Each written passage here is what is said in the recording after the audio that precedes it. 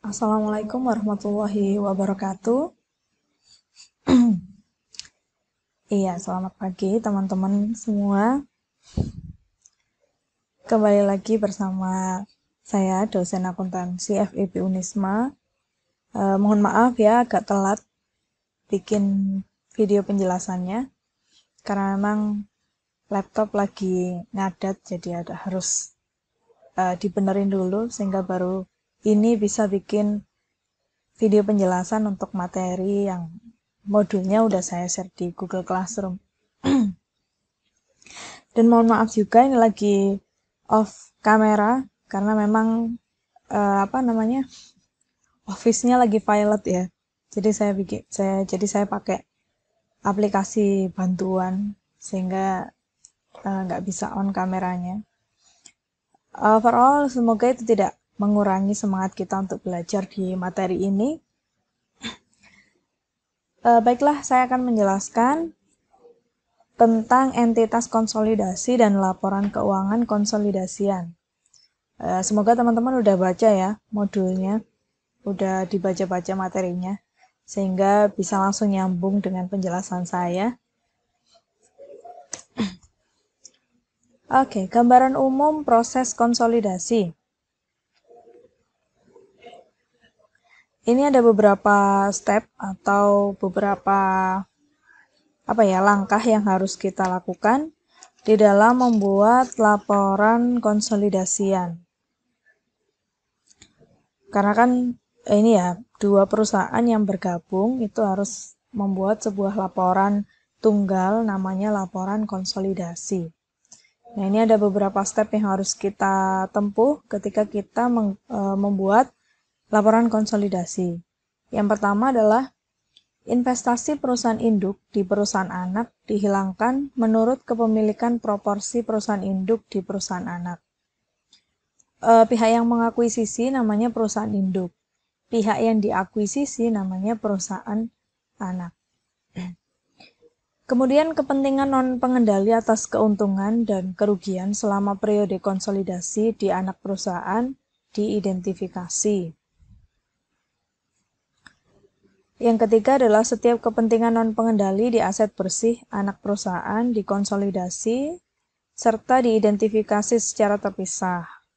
Kepentingan non-pengendali aset bersih terdiri atas total kepentingan non-pengendali dihitung pada awal konsolidasi berdasarkan PSAK 22 tentang kombinasi bisnis dan proporsi kepentingan non-pengendali atas perubahan aset setelah tanggal kombinasi. Dan step terakhir adalah saldo transaksi, pendapatan, dan beban antar perusahaan termasuk jual beli antar perusahaan dihilangkan seluruhnya. Oke, nah ini gambaran umum step by step proses konsolidasi. Untuk lebih jelasnya, coba kita lihat di ilustrasi soalnya ya. Nah, ini ilustrasi proses konsolidasi. Ini laporan keuangan per 31 Desember antara PT Indah dan PT Andika.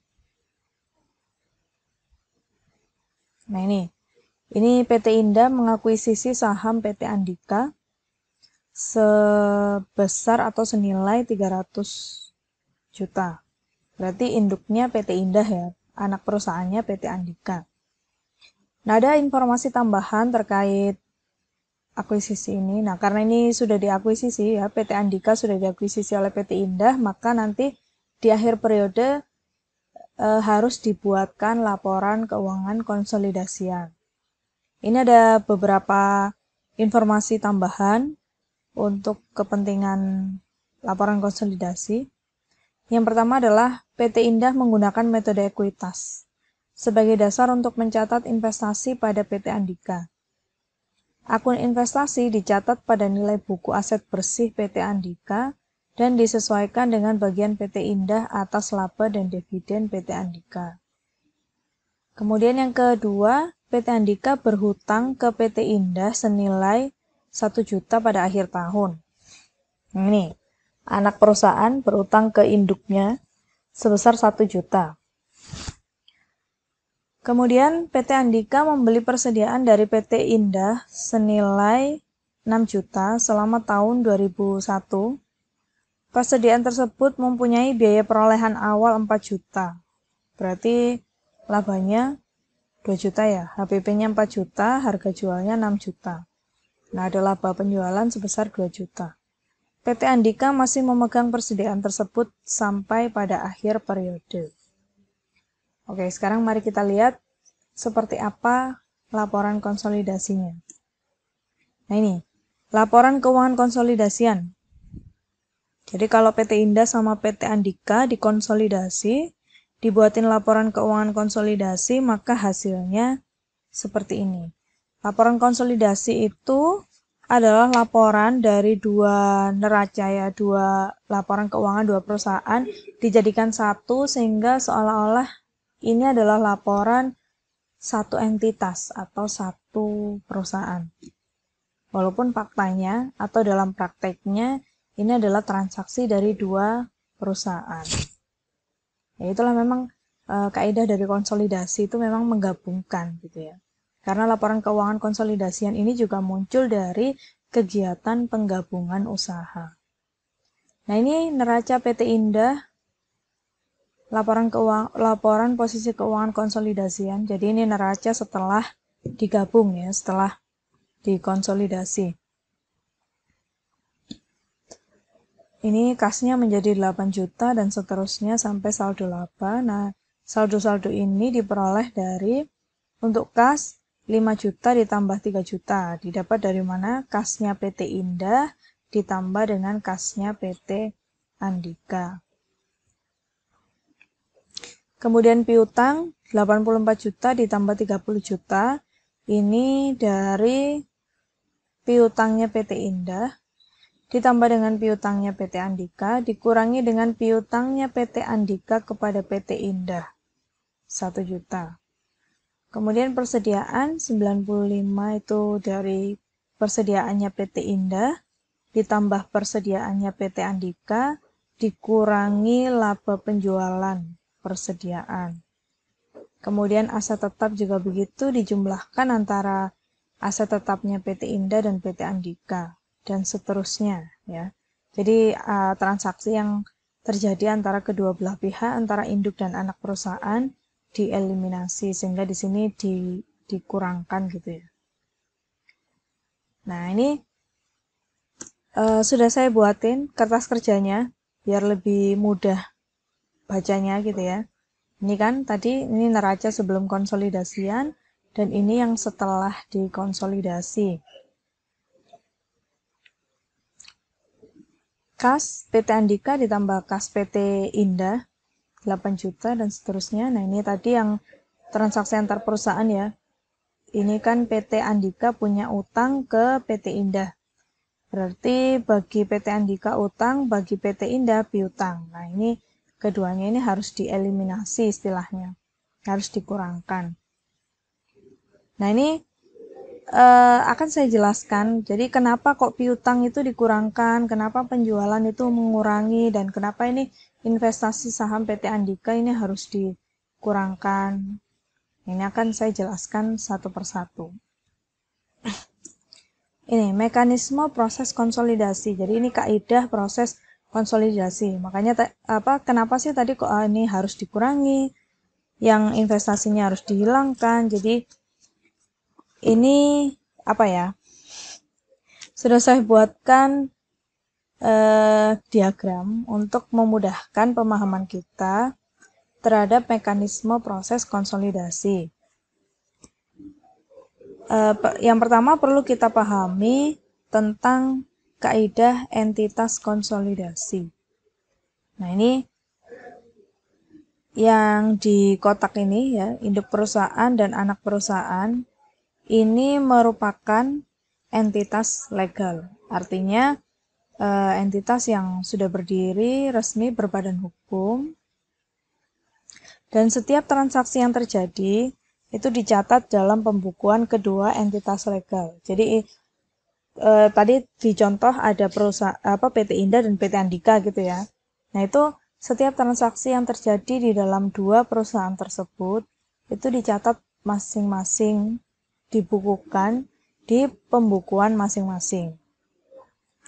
Nah, kemudian garis putus-putus yang melingkar ini, ya, lingkaran putih ini dianggap sebagai entitas konsolidasi yang terdiri dari induk perusahaan dan anak perusahaan.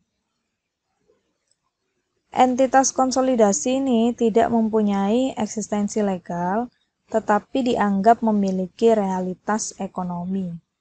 Jadi, untuk entitas konsolidasi ini nggak ada pembukuan khususnya, karena pembukuannya udah masuk di masing-masing dua perusahaan ini. Transaksi atau hubungan kepemilikan yang terjadi melintasi garis putus-putus melibatkan pihak luar dan dicerminkan secara tepat dalam laporan keuangan konsolidasi. Jadi transaksi yang dilakukan oleh induk perusahaan dan anak perusahaan dengan pihak luar, ya, di luar garis putih ini, itu dianggap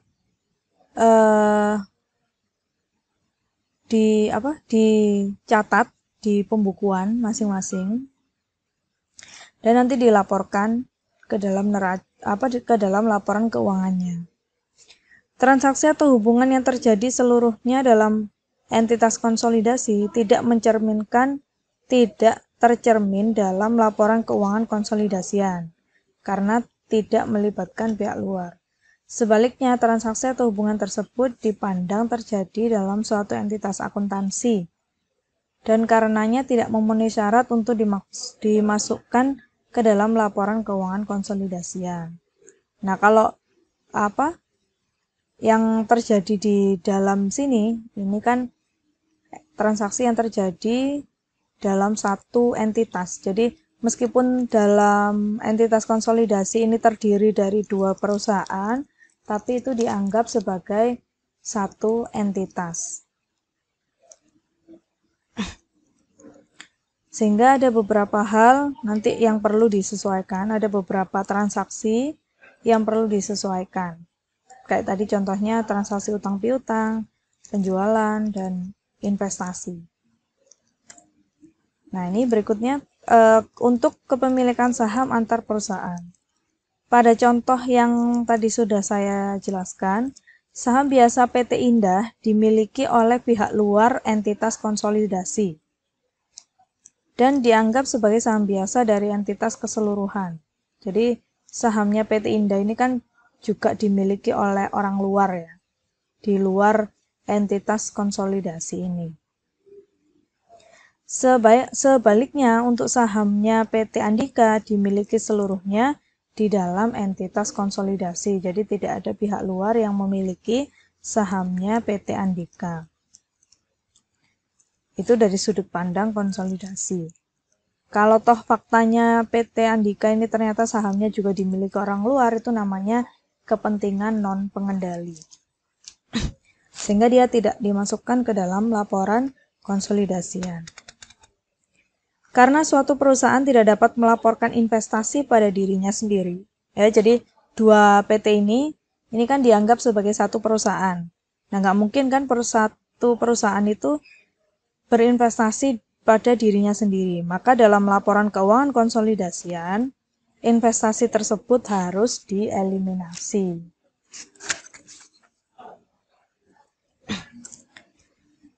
Berikutnya adalah piutang dan utang antar perusahaan. Kebetulan kalau di contoh tadi piutang, ya, walaupun piutang dari satu sisi dan utang di sisi lain. Pokoknya utang piutang antar perusahaan sama dengan investasi tadi. Jadi karena PT Indah dan PT Andika ini dianggap sebagai satu institusi, maka tidak mungkin jika satu perusahaan itu berutang kepada dirinya sendiri. Walaupun sebagai perusahaan terpisah, PT Indah melaporkan piutang usaha sebesar 1 juta dari PT Andika, dan PT Andika membukukan utang usaha sebesar 1 juta. Piutang dan utang seperti itu tidak ada dari sudut pandang konsolidasi. Sehingga di dalam neraca konsolidasian, utang piutang ini harus dieliminasi atau harus dihilangkan.